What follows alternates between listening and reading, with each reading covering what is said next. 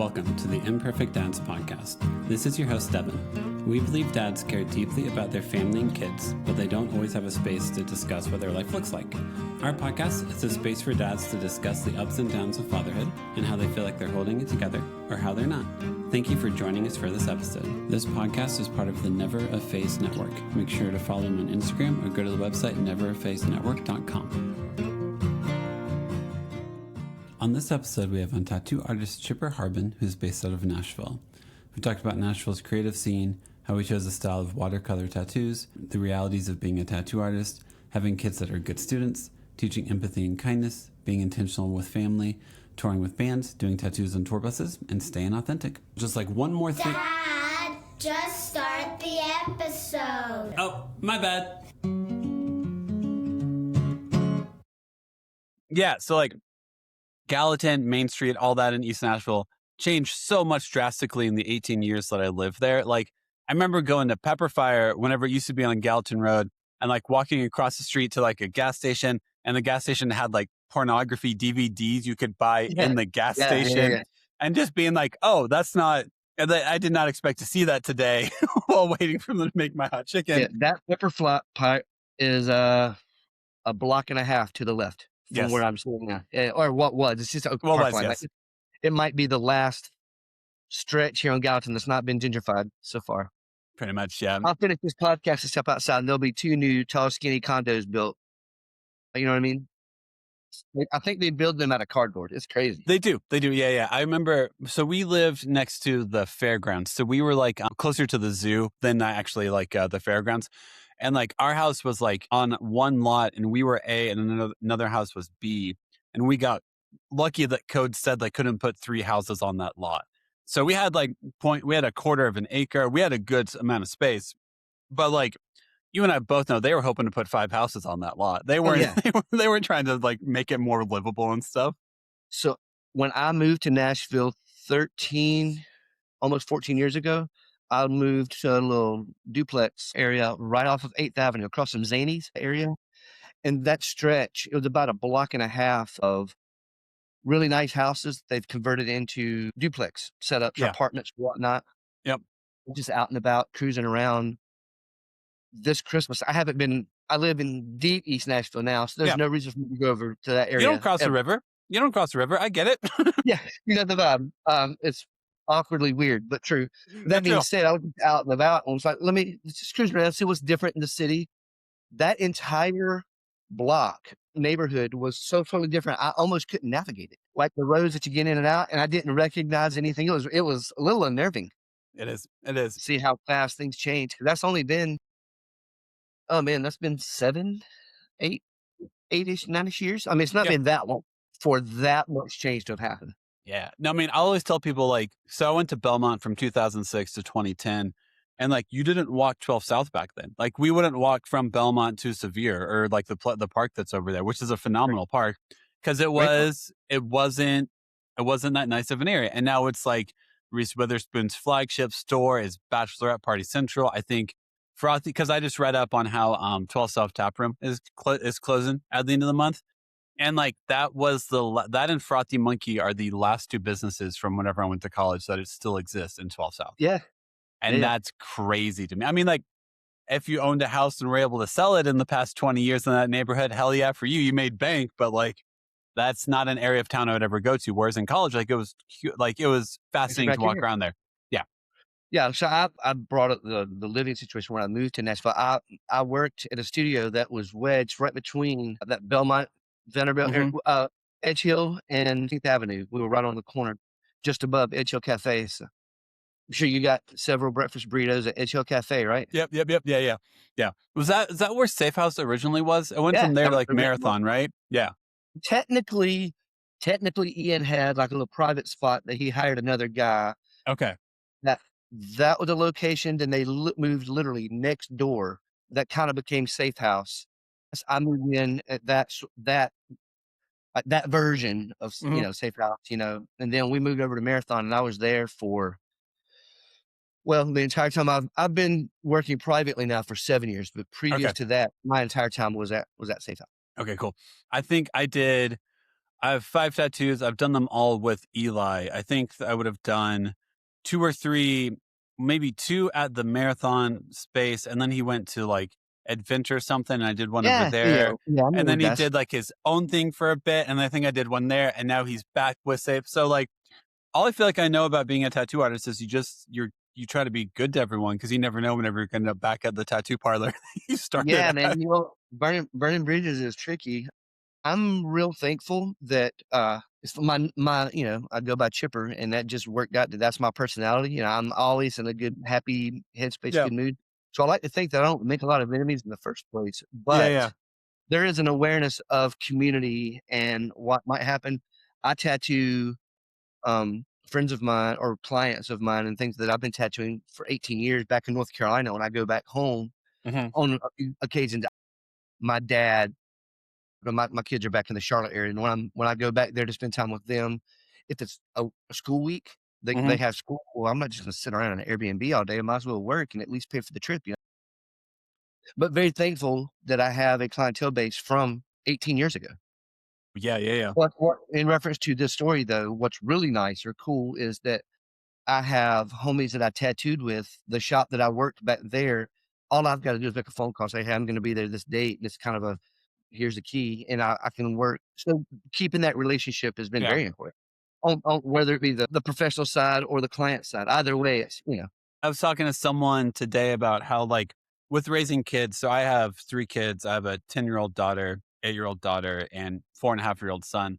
And how, like, more than like, what are they going to achieve? What's their career going to be? I feel like we're more focused on like, are you a decent person? Like, are you just like Yeah. nice to people because of stuff like that? Of like, okay, cool. If you run into someone 20 years later, like, and you need help with something, like, have you created a personality, a reputation of some sort where like you help people, you get help from people, and like you're just a decent person in community is something I am just constantly focused on, which seems really dumb to say out loud, but also it takes a lot more intentionality than I think people realize. Yeah. I in reference to what we're talking about and children, Hmm. I have a hard time relating to my kids from a scholastic point of view Hmm. or whatever one, because I never applied myself. I was a solid B+ student without really trying, Yeah. so I just rode that wave. Yeah. And I'm a smart guy, and I'm well put together. I'm intuitive, but I'm not a test taker. I'm not a just getting these books and my reading comprehension. I usually like to read a paragraph twice to kind of gain some information. Yeah. Yeah. Yeah. I love learning. I love connecting. I love someone, hey, show me how to do it, or let me get my hands on it. That's great. But just that Hmm. scholastic person, not me. Yeah. Both of my kids excel in that. My daughter, she's on track to potentially be her class valedictorian in Hell an yeah. accelerated learning program. She does the IB program at her school. Yeah. But what I'm getting That's at real. is her hang time after school is studying Yeah. for school. I'm like, what? Yeah.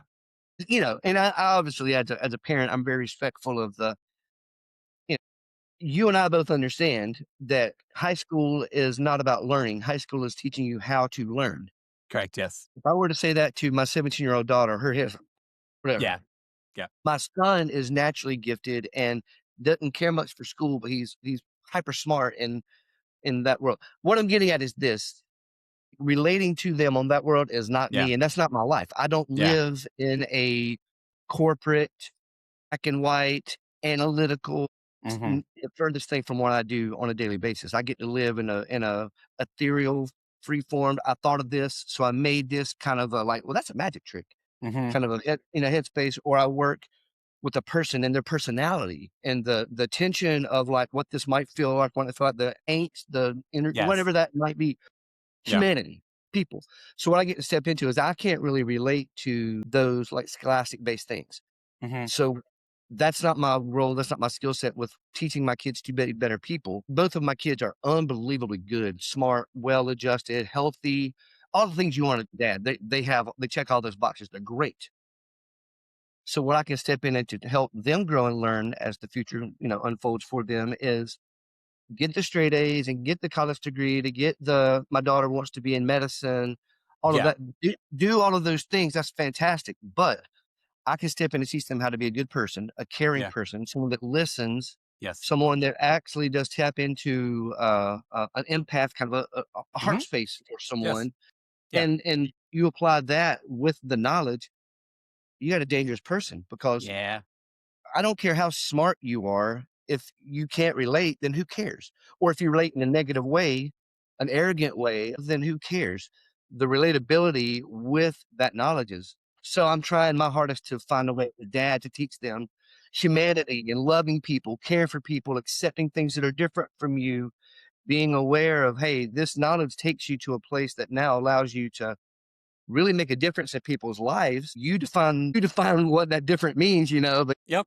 we have an opportunity here to impact people's life very positively, certainly with the knowledge and the information and the people they're becoming. Yeah. So I tap into that. Yeah. Dude, Which is totally. fun. I think with like school stuff, like, because I think it's more, my kids aren't like in near high school yet, but like in my head, how I want to approach is like, this is the game to be played. So like, my middle child is like, all right, I might want to be a vet. And I was like, okay, cool. Here's the grades you need to get. Here's the path you need to go to get that. And like, if you want to be that, here's the level you need to be at to be able to achieve that. But I try to not make it like, our identity is so much more than that. Because it is more like, how do you treat people? How are you? You can be a vet, you can know all the stuff. But if you're a jerk to every single client you have, like that, I don't care. I don't care how smart you are if you're not a decent person.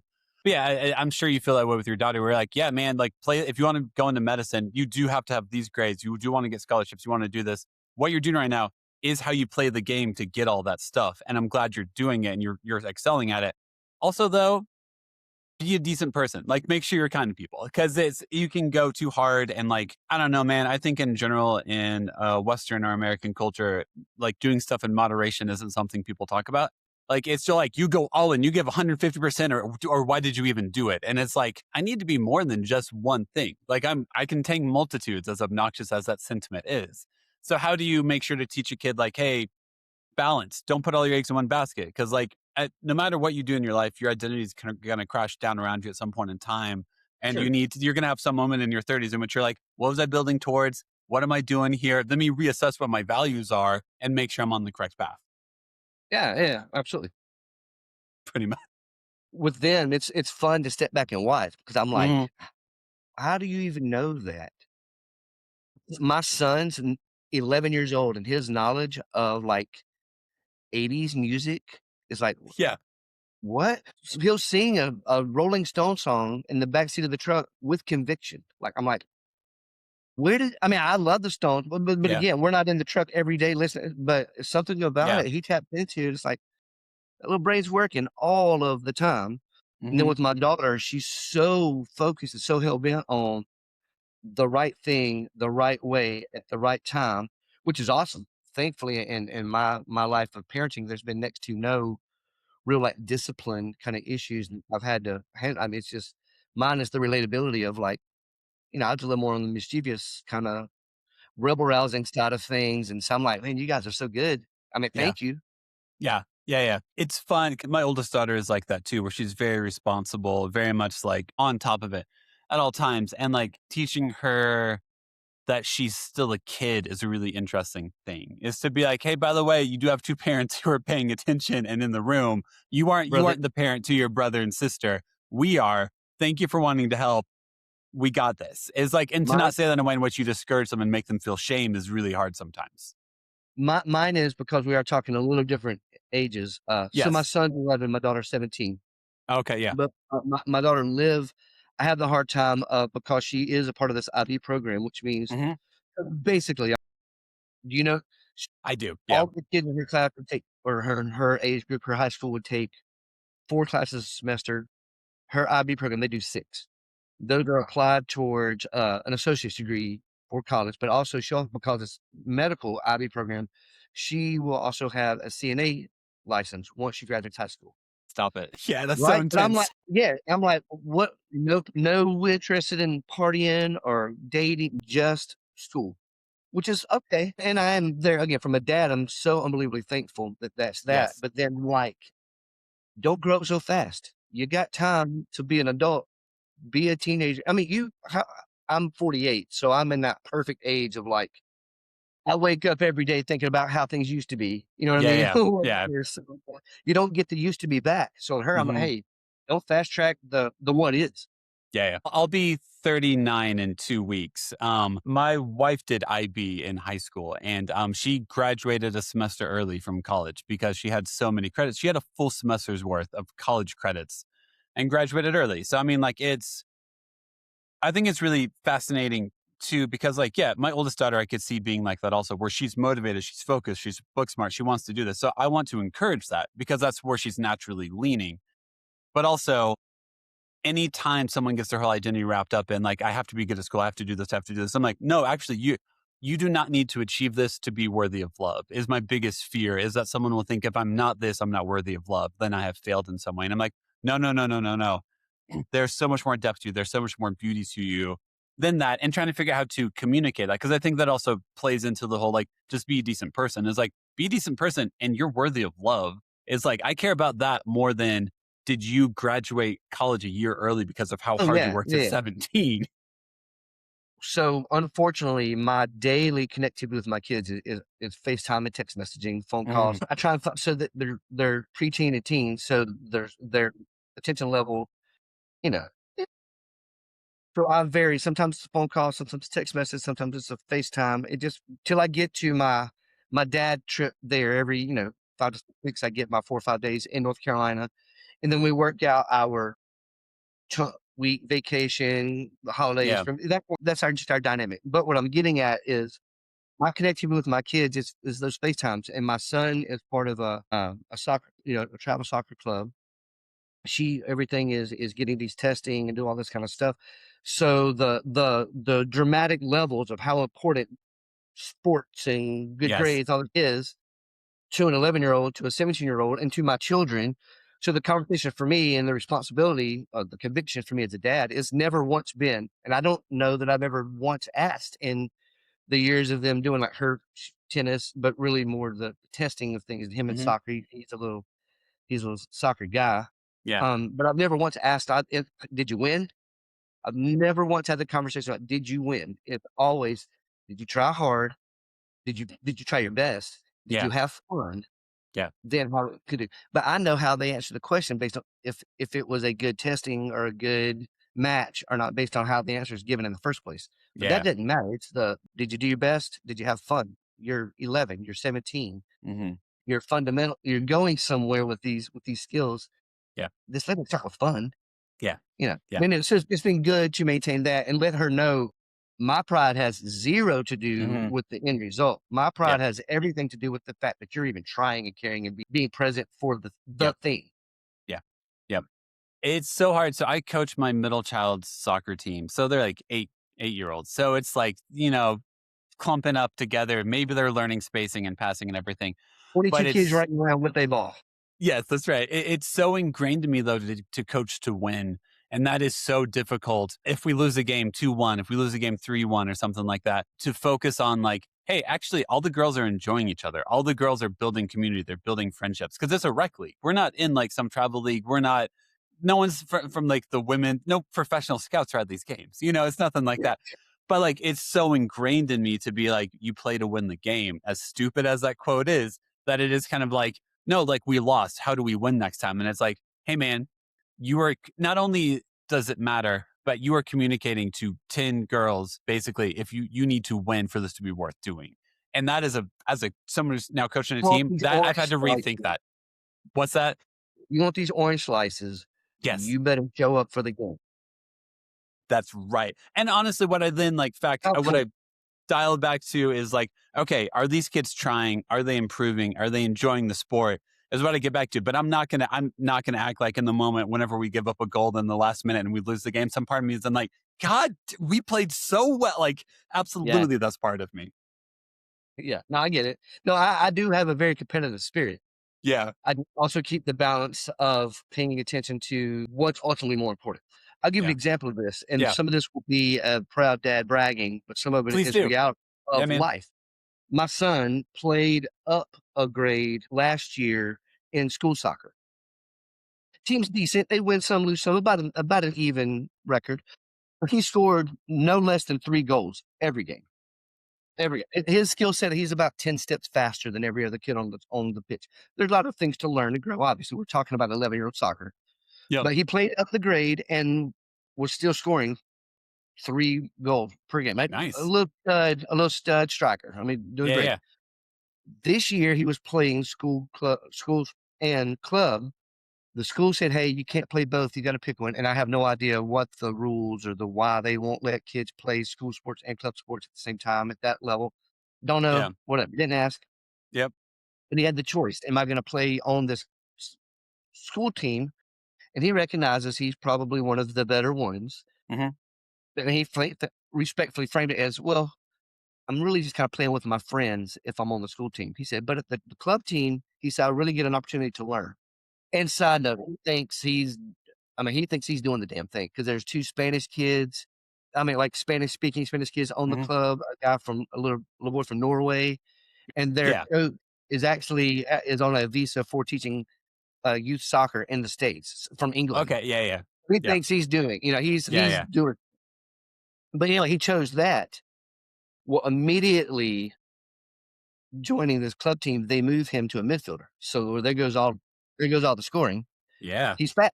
That 10 steps faster than everyone. It serves him better midfield on this club team than it does being a striker. Kind of just standing loosely in the back, waiting on the ball. He's actually hustling twice as much. Yeah. He's actually getting more involved in the game, and he's using his skill set even more. Yeah, that makes But in sense. his 11-year-old mind, he's kind of in this internal battle of, but I'm not scoring. Mm-hmm. So am I being successful because I'm not the one with all the shine, all the credit. So he's learning. Yeah. First of all, it ain't all about you. It's a team sport. Mm-hmm. You play to your skill set, even if that means you don't get the shine, you still play to your skill set because you set a goal to be the best you can be. So that kind of stuff is fun to see working this stuff out in real time in life now. Yeah. Well, it also matters because, like, I mean, you're a small business owner. Even with like this podcast or something like that, like you at some point in time have to realize like you're the one who defines what success is. Because if you aren't the one taking the time to define what does success mean, how am I a successful tattoo artist, how am I a successful podcaster, then I'm waiting for someone else to define it for me. Not just a small business owner, an artist. How do I define what success is? Yeah. I make art for someone else. So how do I define what success is? Do I like it? Do they like it? Do I get paid? There's a weird triangle. Yeah, man. You're a graphic designer and your medium is flesh. So, like it's a very unique thing for you to do. You know what's hilarious about you referencing that? Because I say, so sometimes the conversation of being a tattoo artist can be a bit performative because it's, I'm the same person every day, but I'm connecting with a different person in the sort of the same way every day. Yeah. Yeah. Sometimes you tell a story is to give me 15, 20 more minutes of pain-free work. So you're thinking about my little silly stories. Yeah. One of the things I say often, which leads into the style of art that I actually make, is out of high school, I went to school for graphic design and commercial art. Okay. In my world. So I come up to skateboarding and punk rock music, so posters and stickers and merch, all that it's obvious. And I was that guy. So that the leaning into art was that. But I went to school out of high school for graphic design, commercial art. And this was the late 90s. And they were really, really pushing digital based work. And I don't want to do it. I still to this day still draw everything with red vellum paper. I don't even own an iPad for Procreate. I like to do it the old way, the hard way. I prefer to put my soul into it, Yeah. I'm not saying that guys don't, but in this time frame, it was really pushing digital art. I didn't want anything to do with it. Beyond that, though, there was also nursing homes, inks, financial institutions. So if you're doing graphic design work for those companies, they're going to want gray, light blue, light green, safe simplistic tagline, safe art. I don't want to do that. I wanted, even then, without any like reference points, still had the arrogance that I had. Yeah. I still had an artistic arrogance of like, no, I'm not, you're not going to tell me what to do with my art. So it's like, well, why am I going to be a graphic? This is commercial art. It's not the career for you then. So I quit. It was also in tandem of trying to chase music for, trying to be the touring guy, that whole world. So that worked. The core of it was, I'm not going to let you tell me what to do with my art. Who knows how many years later, teens of years later, I ended up as a tattoo artist, and I sit down every single day and I let you guys tell me what to do with my art. I guess I could have cut out a chunk of time, if I had just been a little more vigilant with my mindset, which is a joke because obviously tattooing. So I tattooed in this place of the story. I tattooed years in the central suburban Charlotte area, a little town called Statesville. Walk-in shops, street shops. I would do some custom work, but by custom work, I basically meant you would bring in this image and I would change the wing pattern. Yeah. So, learning, growing, getting your chops, it all street shop stuff, traditional work, lettering, black and gray work, whatever. But in doing that, kind of lost my train of thought with it, but You're good. in doing that, getting here to be established as, no, this is the thing that I do, but Yeah. this is the thing that I do came from years and years and years ago of like graphic based work. When I started having a voice, I had a little bit more knowledge to go with the like, okay, we're going to do this graphic design, commercial art, tattoo, but I'm going to have a say in it. And ironically, I moved to Nashville to be that, I'm going to say to be that arrogant, which obviously is a joke. I don't mean that at all, but to be that bold and hey, I don't want to make a tattoo. I want to make a piece of art for you. I'm a tattoo artist, not a tattooer. Yeah. I do. Yeah.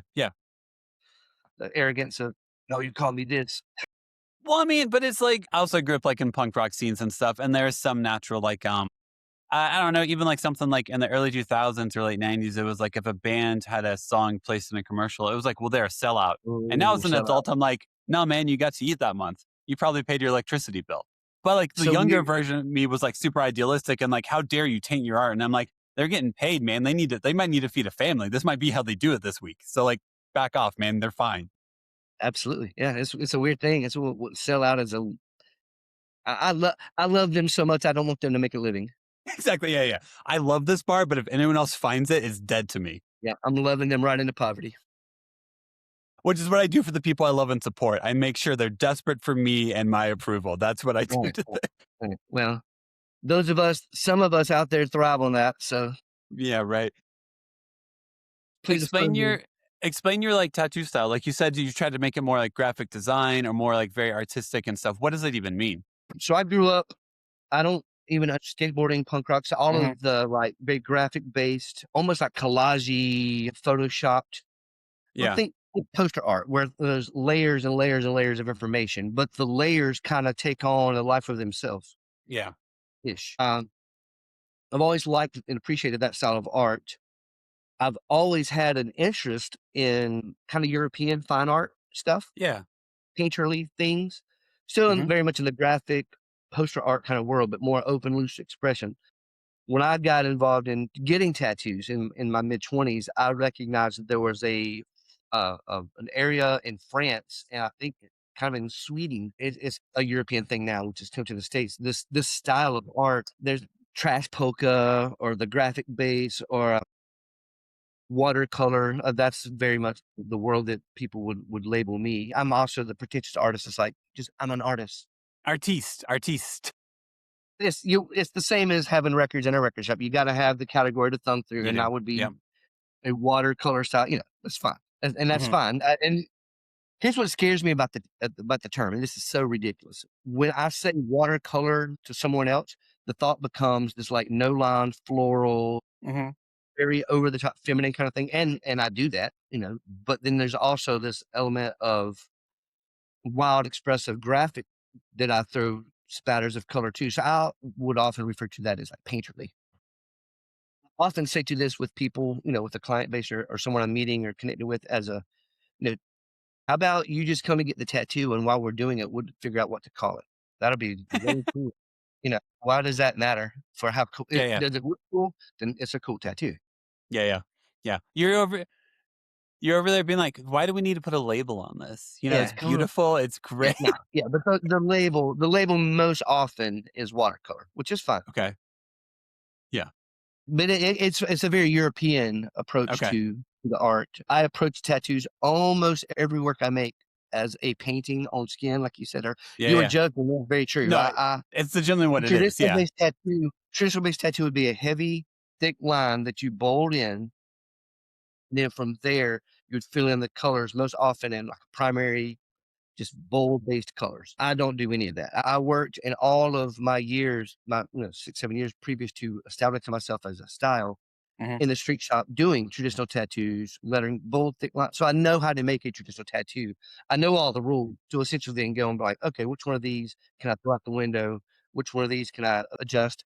So that's what I do now. There's no difference in applying a watercolor style tattoo versus traditional in that like it goes on the skin the same layer, the same depth. For me, I have to think finesse. So if you say, hey, I love purple, red, blue, whatever, I love this color for my tattoo, I never think red. I think dark red, like blood red, Yeah. hot pink, soft pink. And the blend of those makes this red that I'm looking for, as opposed to Yeah. just this thing. I think this thing with each color. And one of the traditional knocks about the style is, oh, it didn't have any walls to support the art, so it's not going to hold. Hmm. That's not true at all. Okay. And I know that when I established myself making it. Now, we'll Tarantino the situation here in a second. Yeah, We'll yeah. backtrack to the start. But I do all of that like mag work, shading kind of stuff, Mhm. the ethereal look. And then I go back if necessary and trim that edge with a liner like you would a Ooh. painting. And Yeah. that gives it the supported walls to keep it so it offers a little bit more longevity as a tattoo, like a traditional piece would or a Yeah. heavy black tattoo would, but you're still getting this more modern approach to Yeah. color Yeah. and, expression. And I Okay. just prefer working that way better. I don't Cool. rarely reference tattoos and making tattoos. No, Mhm. I'm not foolish. I know what medium I work in, and I have an Yeah, yeah. Instagram, and I appreciate and respect art. I mean, beautiful artists out there. This city is unbelievable. It's so awesome to work with. There's so many good tattooers Yeah, in there Nashville, are. Tennessee. I'm happy to get to be a part of the energy, but I don't really look at any of that to make the work that I make. Mhm. When you book an appointment with me, the time and date, the financial understanding, the art is all established before we ever even meet through a form. And that form is basically this time of day, this price, this is what I want. This is the reference point for what I want. And the reference that people send me, 9 times out of 10 is my art. So I'm plagiarizing myself almost every day. So if I've gotten way better over the years, it's because I've worked off myself and I've stayed creative. If I've not gotten any better at all in your eyes, it's because I just keep doing the same thing over and over. I don't But know. also it's if you want to relate that to music, like I'm a really big fan of the National. You a cry boy? You like to Yeah, I'm cry? a You crybaby. I'm a yeah. side kid. Yeah, I'm a side kid. Yeah, yeah. So, but like they have a similar sound every single album they have, and I feel like sometimes they get criticism because they're like, oh, they aren't, like they aren't pushing themselves, they aren't challenging themselves. But also, and when someone says, I'm like, but do you know how much work it took for them to develop this sound? Do you know Yeah. how much intentionality it took for them to realize what they wanted to sound like? So, like, I would never look at you and be like, Chipper, why aren't you challenging yourself more? It's like you already did a lot of challenging work to get to this point where you know what you want to look like. You've already done a ton of work, and to disrespect that is not actually like it's not reality. So I moved to Nashville, like I mentioned earlier, 13-ish years, almost 14 years ago. Mhm. And before I officially moved to town, I'd done a guest spot through somebody that I knew through touring life, and that's how I landed at Safe House. Was just some touring friends. Worked a week there. We really hit it off. I was offered a gig to move to Nashville to work. They had an open chair. Cool. It's a whole story of how Yeah, yeah. it was beautiful, but I ended up there. But I kind of would move to Nashville or came to Nashville, work for a week, go back to North Carolina and work for a week, come here for a week, setting up work here, finishing work there before I committed to being here with my daughter at the time, my wife at the time, so it was Yeah, yeah. important to do it the right way. I had no idea what was going to do. I just knew I wanted to apply myself to more modern, more contemporary style tattoo styles. I wanted to have a voice. And when you see that tattoo, Chipper did it. That was very Yeah, important I to gotcha. me. Obviously, first and foremost, above all of this conversation about me and my ego or my graphic design work, the client has asked me to make a piece of art for them Mhm. forever, Yeah, bro, yeah, forever. yeah. That's heavy. That So is. that gives that the intensity and the value that it deserves for sure. But when we get in here and making the art, and my assumption is the client already knows that by the time they're in here. So we're here, we're having fun. Yeah. So I approach it as a good time. I approach it as a party. My clients pick the music. Mhm. It's a good vibe, all of that. So all of that comes, but that comes from a comfort level of doing the same. Found myself as a style specific artist when I moved to Nashville 13 years ago. I didn't know what the style was going to be. It found me just because I was open enough to say, oh, I know I'm a tattoo artist. I know my heart says, let's make something that's a little more style specific. What can that be? And a young lady came in looking for the style. I jumped on it. Roommate also wanted something with that style. And I said, oh, there might be a potential for this. Yeah. And it's not the floodgates open up because there was no one else doing more modern work in the city. And it's the perfect storm. absolute perfect storm of timing. Me having I don't know if it's the arrogance or the courage or the placement just to try something new and do it. But it took 7 years of working in North Carolina to get here for that to start. So it almost felt like an overnight success. I think all the time, I wonder how many people in Nashville feel that because of playing music in Oklahoma or Mhm. Kentucky or New Jersey or wherever, and then they move here to cut a record and then something happens or Yeah. Now, photography or the phrase that I've heard from my musician friends is overnight success 10 years in the making is usually the reality of how that is. yeah, it's fun. I could actually feel it happening. Some of it's the culture of Nashville too, and the energy of like, I'm not being shady at all towards my hometown back in North Carolina. It's a beautiful town. Is where it's located. It's perfect for a lot of other things, but it's just not very creative. Yeah, I gotcha.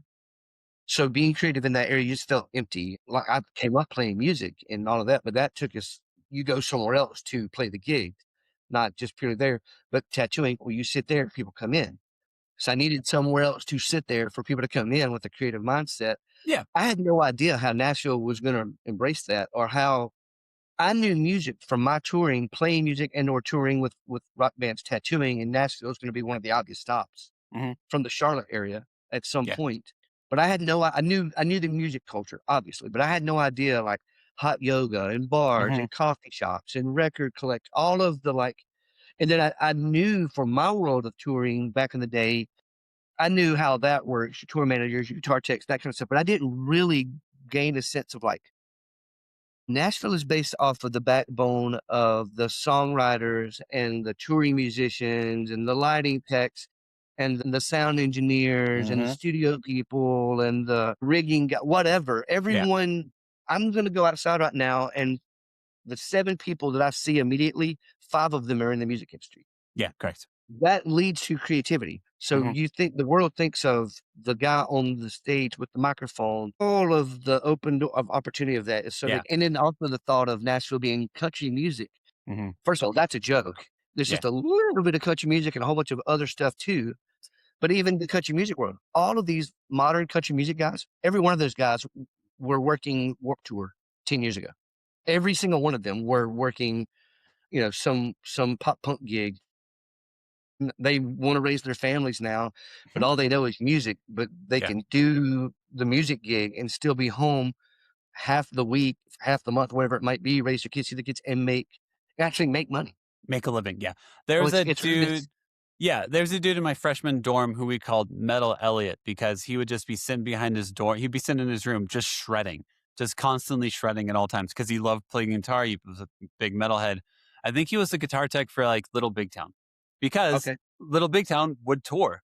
And so like he wasn't in a metal band, but he understood guitars, how they worked, how to set them up, how to tech them. And Little Big Town or whichever one it was like, hey, we'll pay you money if you come on tour with us. And it's like, well, I like eating and I love guitars. And even though I don't like listen to this genre of music, like there's still good to be for any genre of music. There's a best of every genre of music, and like get over it a little bit. Like they want to pay And you also money, they want to be good to you. Get over it. the gig is not necessarily the heart. I mean, Hmm. I'm so unbelievably fortunate and blessed that my heart space is making visual arts, and I Yeah, love people. yeah, Like I'm a social dude. I would do something in sales at some point or A&R repping or tour managing or something if yeah, I wasn't catching it. So I love yeah, people. I am so unbelievably blessed and have a charmed life that I meld both for the career. Not everyone gets to do that, but there are still people that get to play music for a living, and that's amazing.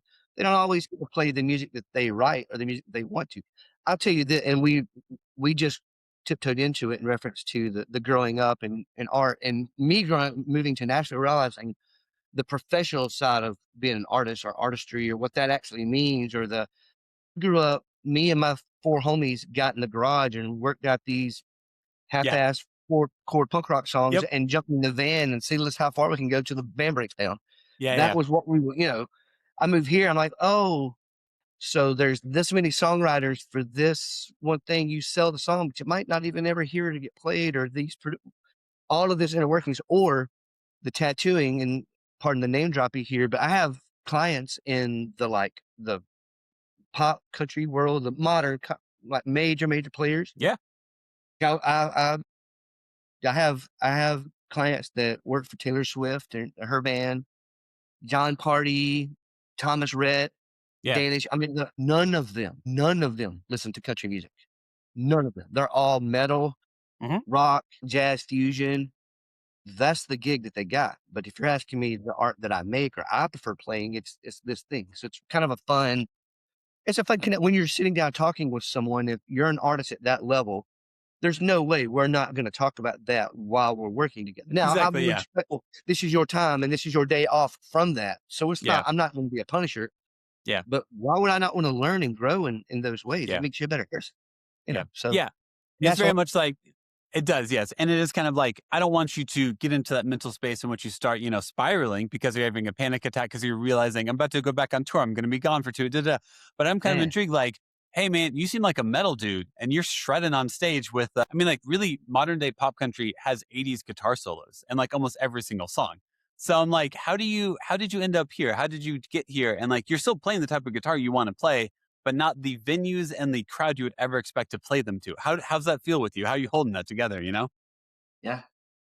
It's cool. It's fun to see. It's fun to talk about. I've really enjoyed coming up as a little rat, drum, punk rock, getting the band, let's go for it. Tattooing and playing music gave me the opportunity to tattoo because I just needed more time for that. So it's hard to have a job. So this would offer it. I've juggled both till it gave me tattooing. But as I tattooed almost immediately, and I mean like really before I was legally actually allowed to tattoo, I was still apprenticing.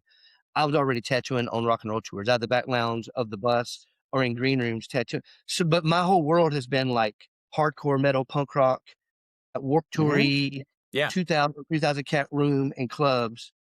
Then to move here and meet some of the folks I've worked with and meet and connect with, I'm like, oh, there's a whole, what I thought was acceptable based in my little punk rock world. So, oh, there's a whole nother window of that that's like, oh, wow.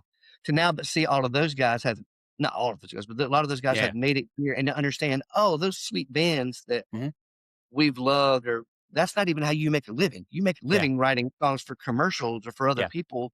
It's just Nashville has opened up. There are so many ways, so many hustles to make a living if you're willing to commit yourself to it. So it's been fun to kind of participate in that, Yeah, I'm friends with the guy who was Dane Poppin. He's currently playing bass for the Fray, but his journey was like he played for Static Lullaby, which is like a post-hardcore metal band. Then he played for Dashboard Confessional once he moved here, and then he played for Jessie Jane Decker, like the country artist, because she needed a music director. And then he got hooked up with the Fray, and it's like, so his journey to get there was metal, acoustic emo, pop punk stuff, to then straight up pop country, to now, I mean, indie pop, is that what you would call the phrase? So like, but what he's doing mostly is being really happy that he's playing bass and supporting his family and having a great time doing it. Sounds to me like his skill set is being a good dude and showing up for the job. Basically. And that's so much, like, it's so hard to explain that to people or to like drive that home. Is like, how is someone successful in music business? You just be a good hang and be good at what you do and you'll go really far. What's the hard work gets you there, or talent gets you there, hard work keeps you there? I think that is true, but also can be applied with the attitude in which it's done. Yeah.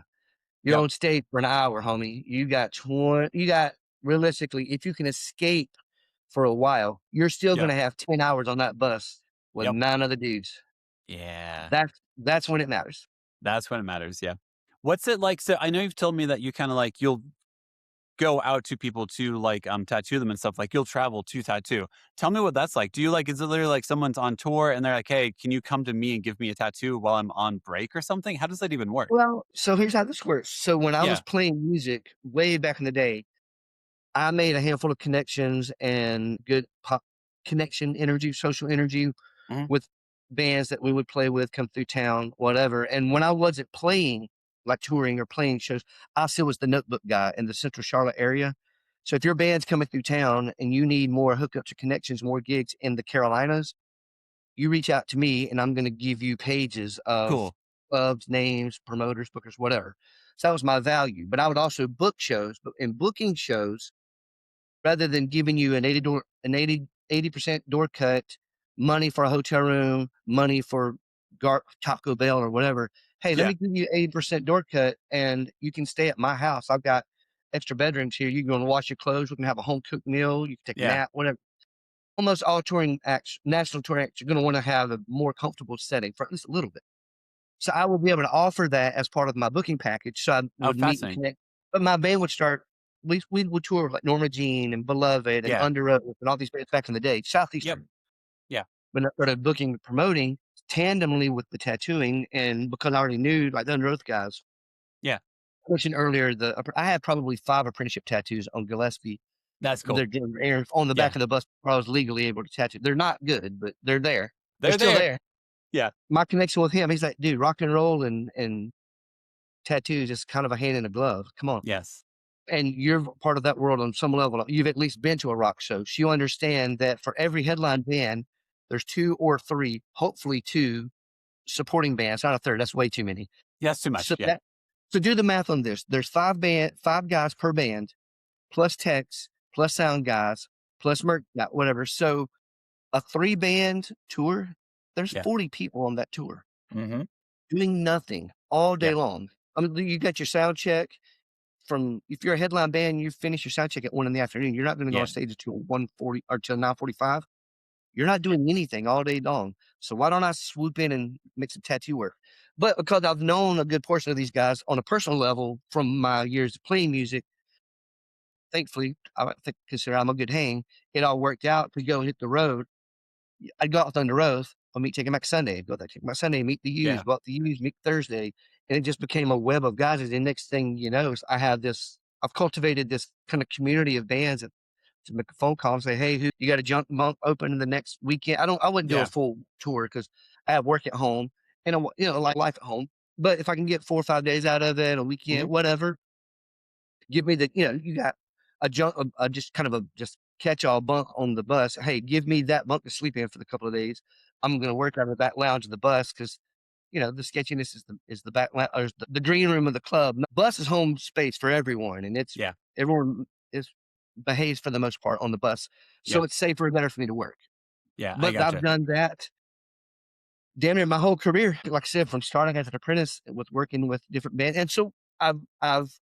It's not I'd go specifically to them. I'll do a couple of days of touring. Gotcha. And Okay, I cool. would normally meet them at the Charlotte venue, ride the bus to like New York City or Austin or wherever, and then fly home from there, kind of make a little extra money by flying out. But it's fun. It's a good deal. Met some That's cool. cool friends, some fun stories. I think I've tattooed in almost every state in the country. I mean, every House of Blues parking lot looks exactly the same. But I've been doing it, right?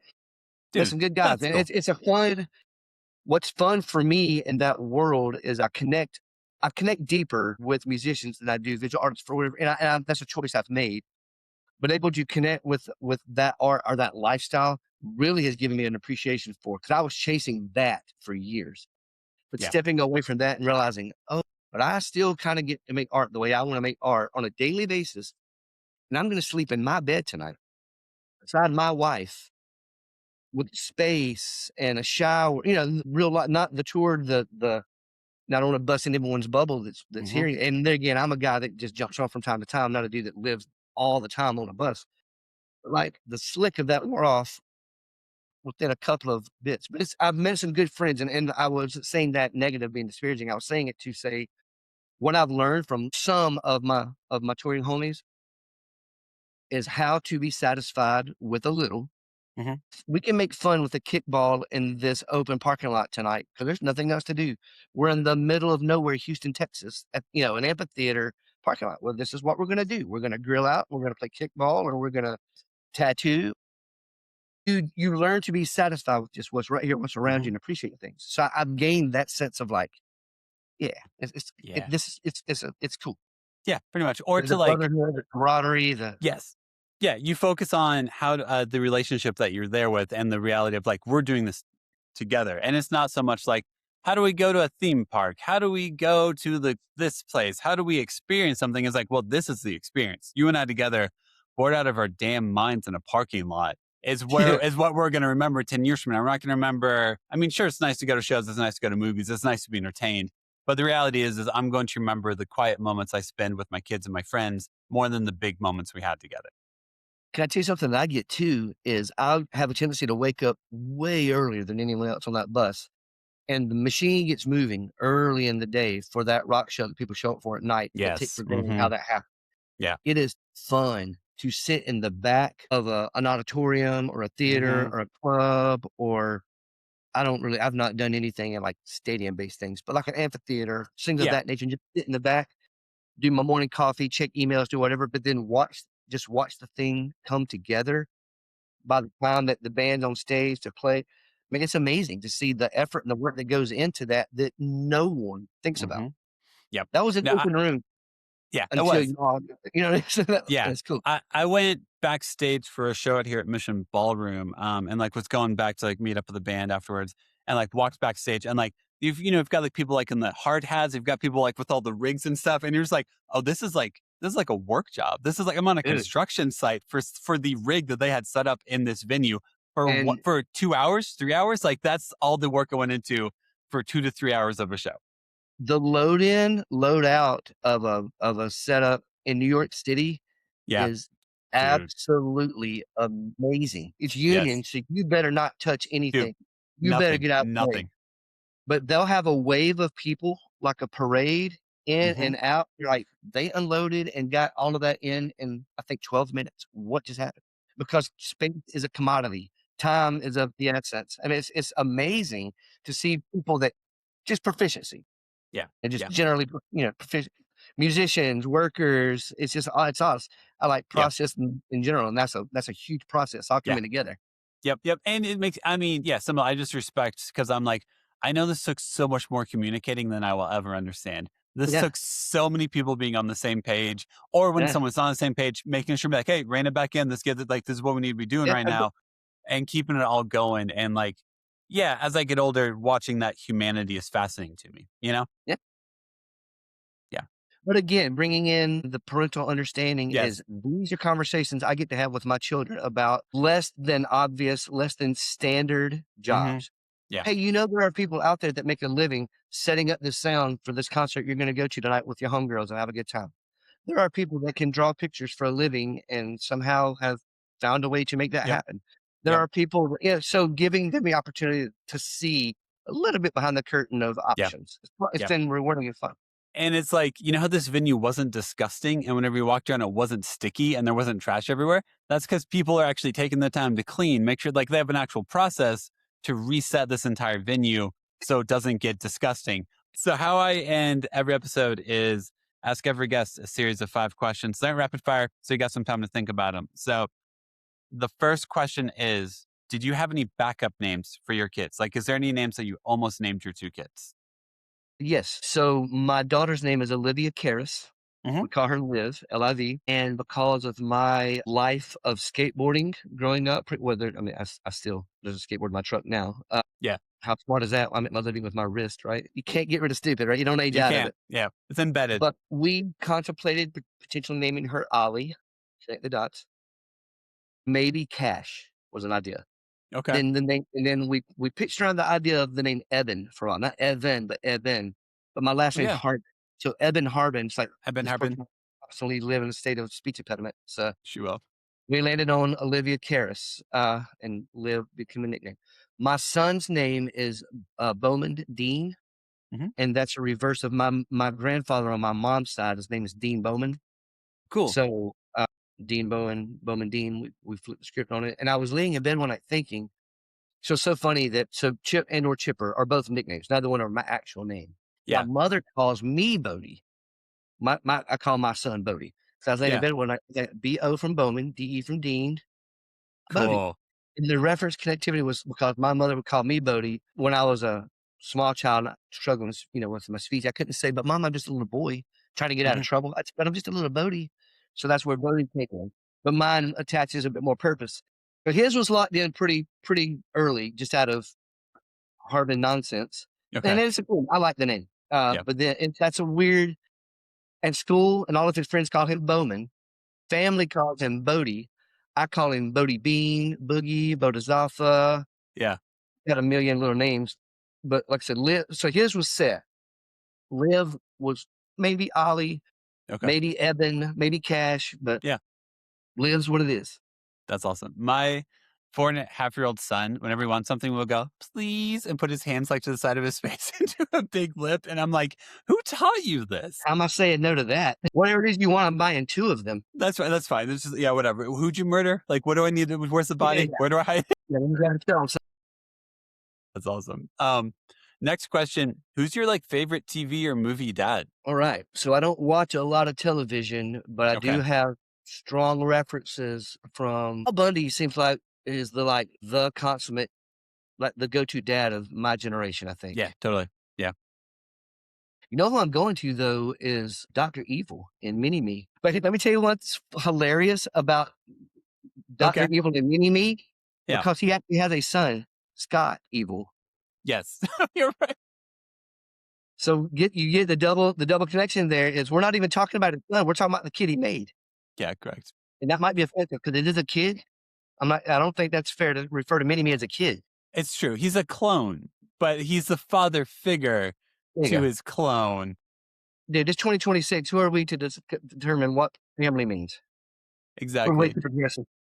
You're right. He does. Seth Green is absolutely 100% his son, and he hates his son, but gives all of his love to his personal I brought clone. up Mini Me and not Scott. So, I mean, clearly great parenting. Great parenting. I think Married with Children, I was too young for whenever it came out. But doing this podcast, I am realizing how much more of a cultural moment it was.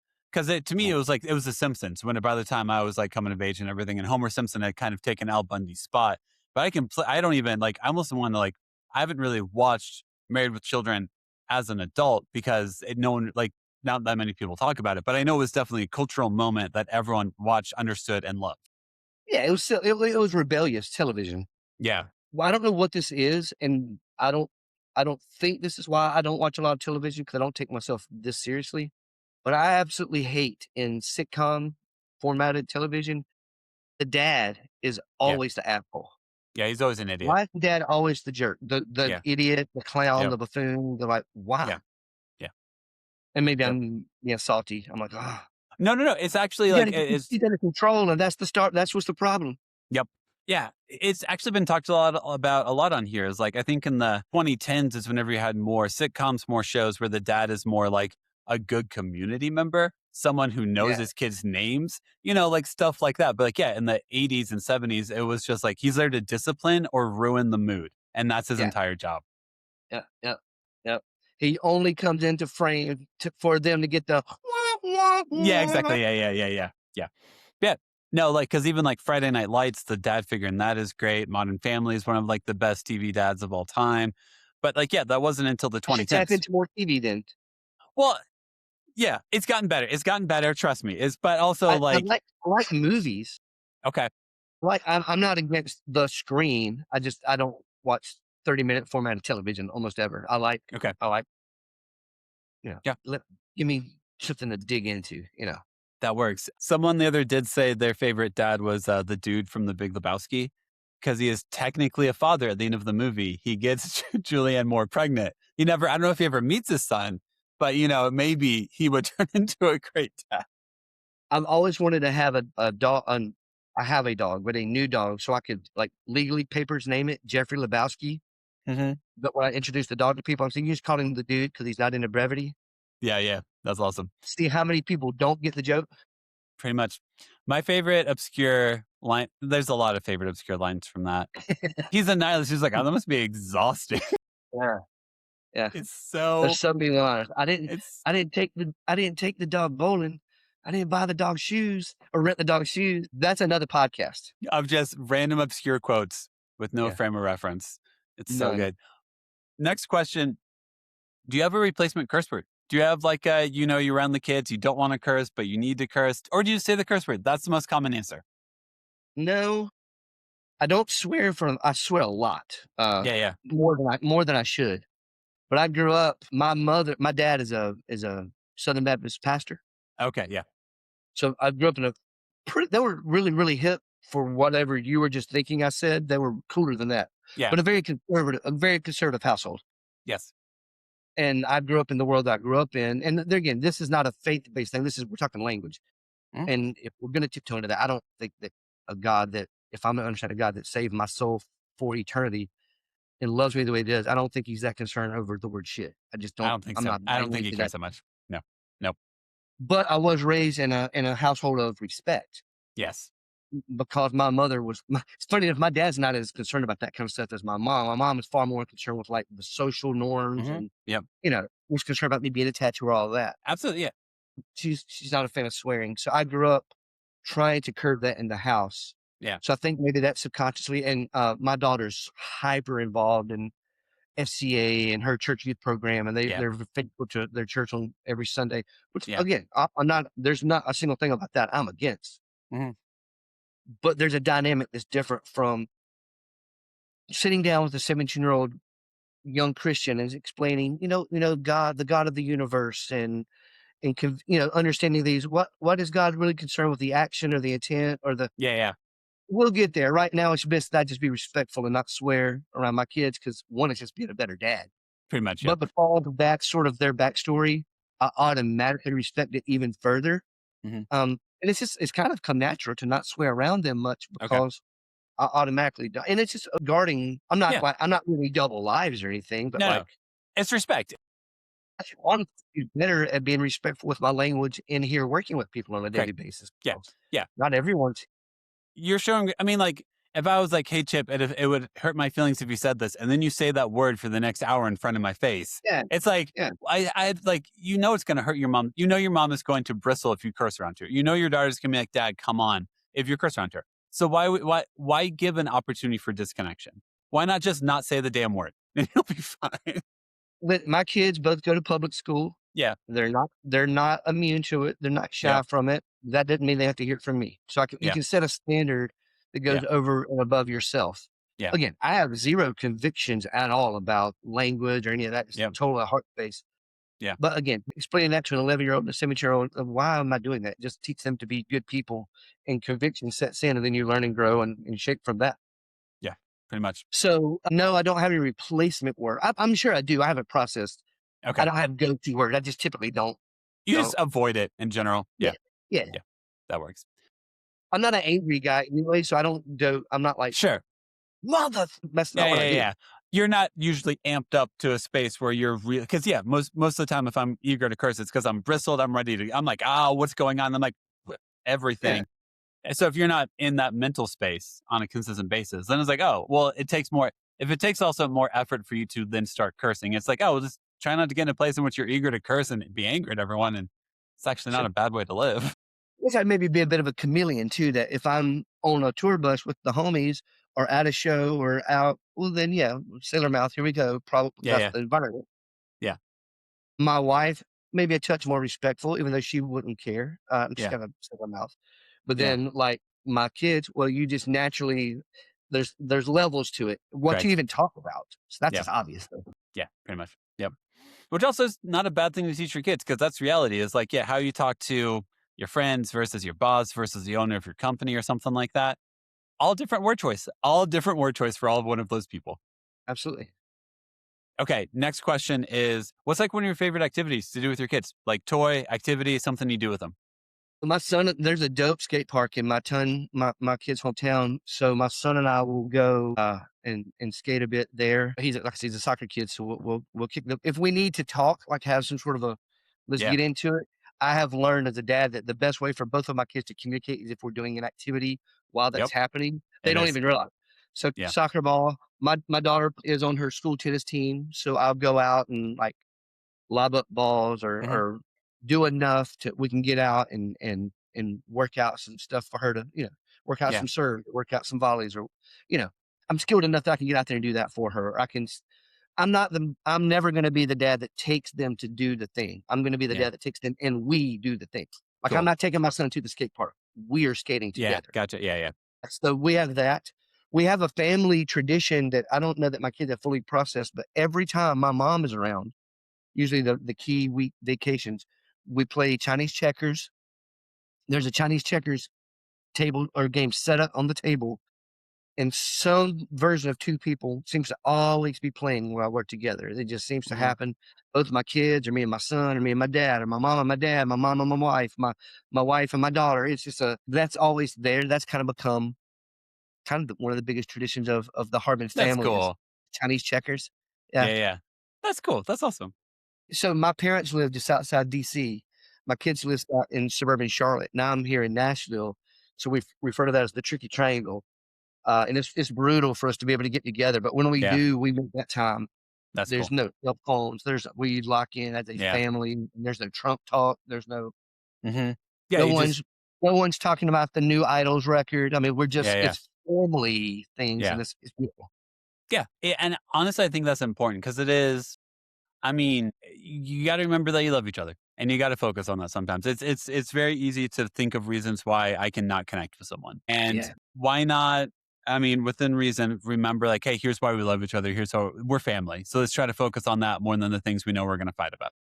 Absolutely. And we're in a situation where our family dynamic is uniquely different in reference to most, but we get the allowance to define what that means. Yeah. Each step of the way. So Yeah. it's a journey. It's not easy. Dude, my kids Yeah, being man. that far away, my family it's brutal. I cry over that distance from my kids at least once a week. Yeah. But they're not going to miss a FaceTime or a phone call or a text from their dad Mhm. every day. Yeah. Every day. It does not. If I'm in Iceland, if I'm in Hawaii, if I'm in Chicago, if I'm on a bus, if I'm on I'm connecting because I've committed myself to that, and I don't know any other way to do it. So that's awesome. But then, that's how my family raised me. So then when I'm able to get with my mom and dad and my kids and we're all together, it's amazing. It's rad. Yeah. We Yeah, got that it's coming precious. up soon. Oh, that's awesome. That's great. And then last question is, what's like, as you think about your kids like getting older and everything, what's like a moment of their life where you're really excited for them to like enter into that phase of life? Is there anything for like your daughter or son where like, oh man, I can't wait until like you start to experience this aspect of like being alive, basically? Yeah, it's gonna be fun to see how my daughter takes all of this knowledge and book Yeah. learning and scholastic education. It's gonna be fun to see her take that into the real world and Mhm. humanize these opportunities. Certainly, if it's medicine, because she's got profoundly, profoundly changing people's lives and connecting. And she has a strong interest towards pediatrics, children. Cool. Yeah. So not only are you benefiting the child, but the family. It's just a good opportunity. I'm really looking forward to seeing how she can take Yeah. what little bit of knowledge I can impede in her and loving people, care for people creatively with this like just core, not skill set. It's gonna be fun. My son, well, we'll say he's an 11-year-old boy that's just all about soccer Yeah. and just that. And so not exactly sure where his mind's at fully yet, but Mhm. as we go, we'll see. He is a bit more of me than she is in terms of like his, he's not mischievous, but he'll push his Yeah. limits. Yeah. Yeah. Yeah. From my experience, the firstborn seems to be, especially if it's a daughter, it's very rules following. What's the order? What's the pattern and everything? And the secondborn, no matter gender, no matter what, is just a unique blend of chaos just to keep you to keep things interesting and keep you on your toes at all times. Yeah, oh boy. Yep. That's awesome. And then last thing I have for you is just like moment for self-promotion. So, like what's your Instagram if someone wants to book a session with you, get in contact with you? How do we do that? Well, I got some stuff out there. Let's see. There's my website. It's just my name, just Chipper Harbin, just ChipperHarb, like Bob, in.com. My website is exactly the same as Chipper Harbin. Search Chipper Harbin Tattoos. It's Mhm. going to come up. It's me. You can find, I got some stuff on YouTube. I started a YouTube channel years ago, and I think I Yeah. posted 3 or 4 things about it and just never did it again. Yeah. But other people have done stuff for me out there. So you can find my work on the internet if you try hard enough. Yeah. Yeah. If you want to connect with me after said finding, my website has my email address. Instagram has my website address. It's chipperharbin@yahoo.com. But Yeah. I follow through a form. It makes it easier for the both of us. If I'm too expensive for you, then sweet. We never have to talk to each other. So I'm not going to offend you. You're not going to offend me. Yep. Cool. And I mean that. Cool. There are 200 tattoo shops in Davidson County. You're Yeah. going to find someone to tattoo you. It doesn't Yeah. have to be me. Yeah. I'm very thankful that you chose me, Yes. but it's highly important that we're on the same page as it works. And you're not going to align yourself with everyone. So I'm thankful I get to do that. But all of that is handled through the website. And I would love to work with whoever wants to make a tattoo. But this was a fun conversation, man. So Yeah, man. I do podcasts, but they're almost, or not live. I do some but they're almost always about art. They're almost never Okay. about being a dad. Yeah. And No, that's what matters more. That's what it's to me. well, I mean, it is like it matters. It's like because I think your art and how you it's all intertwined, and like we're never as segmented as we'd like to think. You know, you're never just you're an artist, you're creative. It's you hold all these identities at once. You wear all these hats at once, and so to thank you for being one to because I never do like a very strong structure episode. It just blends throughout everything. It's like, all right, man. So let's talk about music. Let's talk about art. Let's talk about kids Yeah, because it all matters and it's all intertwined. sure. So Yeah, I mean, I think everything we've talked about is me on some level. So yeah. yeah, pretty much. Yeah. And it's all part of like your identity. And reality is like, no matter what type of dad you are, if you're creative, if you're not, you hopefully are trying to you're trying to show your kids who you are as a whole person. I think is like one of the hardest things as a parent and as a human is for the people you love, letting them know so many different aspects of who you are is like hard. If I'm Right, honest. right. But being flawed, being Yeah. willing to be, allow your kids to see that you are flawed is Yeah. tricky. Like It is. there's learning in that, and that's the It point, is. right? For both of you, there's like, okay, cool. I don't want to be back in this place, but what lesson can I help teach in this moment? And honestly, I'm probably teaching myself. Let's be real here. Yeah, right. Preach, dude. Right. So sweet, man. Appreciate your time, Chipper. Enjoy the rest of your day.